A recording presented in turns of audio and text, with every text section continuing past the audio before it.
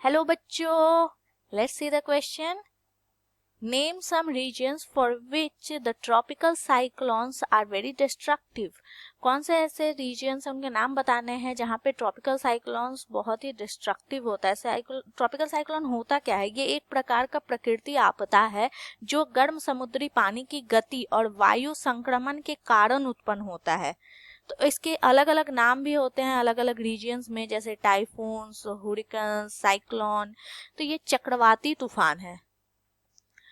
So tropical cyclones regularly affect the coastlines. Coastlines मतलब water bodies के जो किनारे होते हैं, जो इर्द गिर्द रीजियन होते हैं उसको हम कोस्ट लाइन कहते हैं. Of most earth's major bodies of water. कौन कौन से ये मेजर बॉडीज है? Atlantic, Pacific and Indian oceans.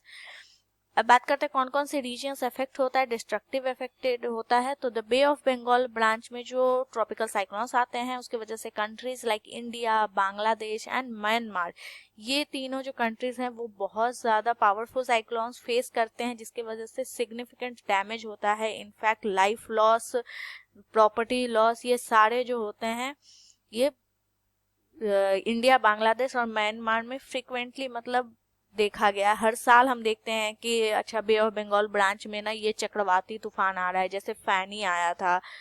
Then बात करते हैं द वेस्टर्न पैसिफिक की. तो countries like Philippines, China, Japan and Taiwan, इनको भी ट्रॉपिकल साइक्लोन्स बहुत ही डिस्ट्रक्टिव इफेक्ट देता है इनके ऊपर.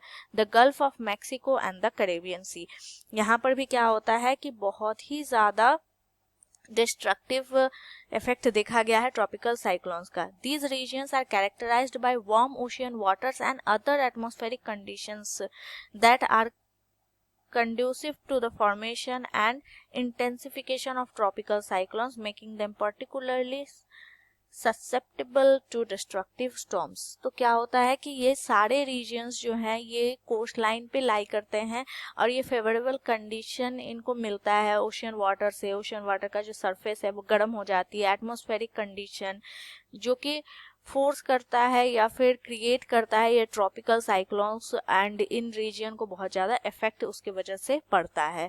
सो होप यू अंडरस्टूड कि ट्रॉपिकल साइक्लोन्स होते क्या हैं और इसके कौन कौन से रीजन्स में बहुत ज़्यादा प्रभाव हमें देखने को मिलता है.